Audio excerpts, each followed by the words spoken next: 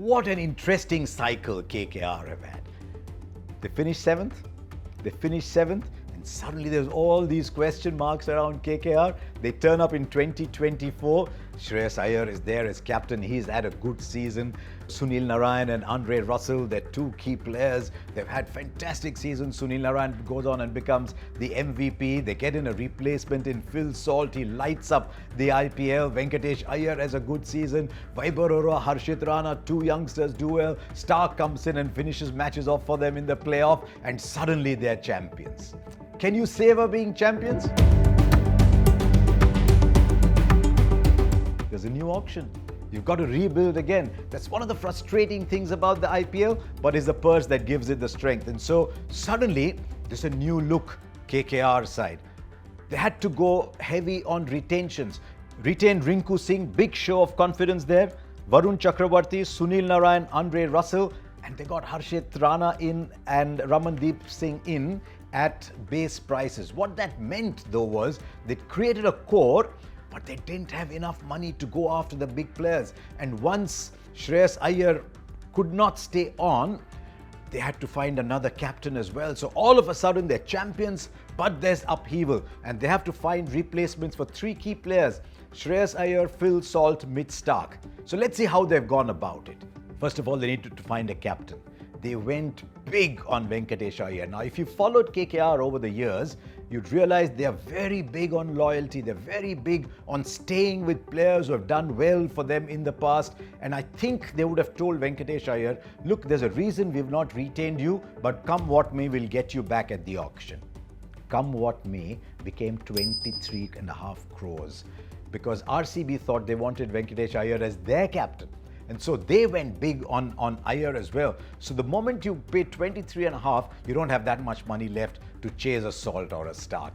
So Venkatesh Iyer needs to have a big season for them. There's such a lot of pressure, and I hope they've told him, you did not go out on a limb and ask for that kind of money. If you got it, fantastic, but you did not ask for it, so don't let the pressure of the money affect you.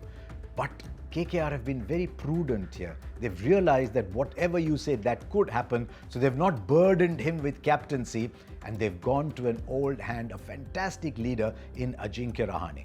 Now there's a little bit of pressure on Rahane too, because clearly he's captain in waiting while Venkatesh Iyer learns the ropes and gets the pressure off. But there's also pressure on Rahane to produce the runs.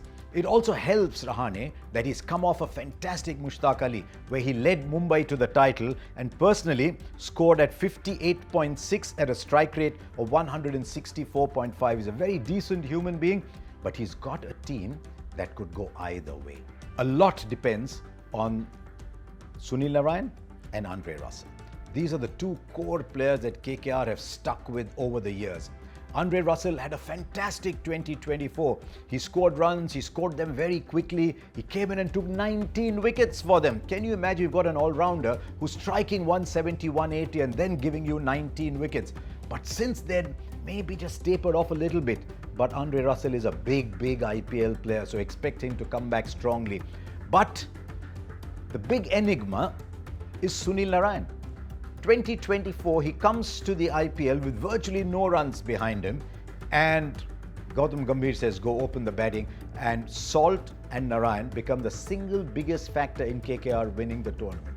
He finishes the IPL, he goes back, the runs dry up again. So which Sunil Narine are we going to expect again? Are we going to expect the free-stroking Sunil Narine, who'll maybe average 20, but he'll strike at 170, 180?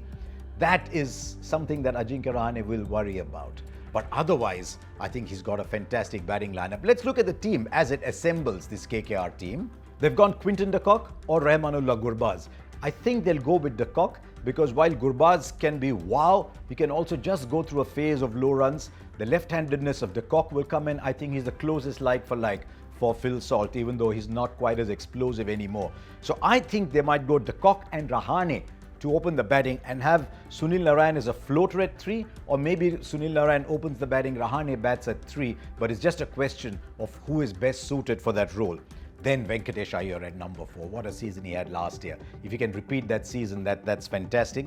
Then Rinku Singh, Andre Russell, Ramandeep Singh. They use Ramandeep as an impact sub a great deal, but I think they'll want him in the side because he can score runs very quickly. He's a gun fielder and he can give you 2 overs as well. I think that 5, 6, 7 could well be the making or the dismantling of KKR this year.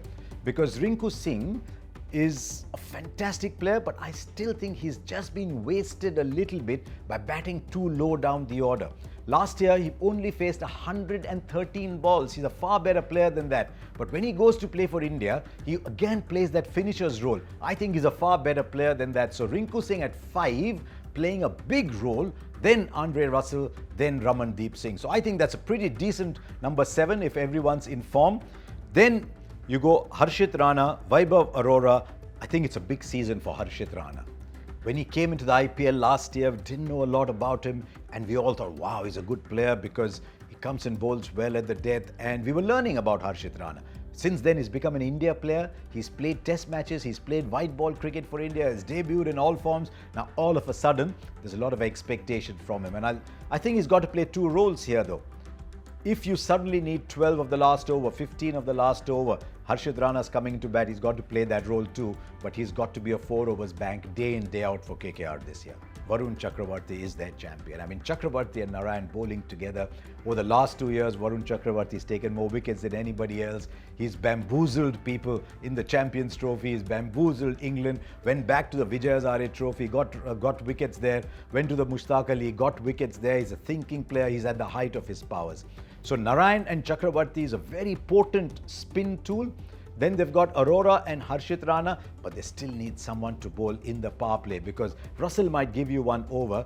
They need that Starc replacement. They've got Anvik Nokia, who can be a little iffy with his fitness, can be a little expensive too. Fantastic bowler to have in the middle overs.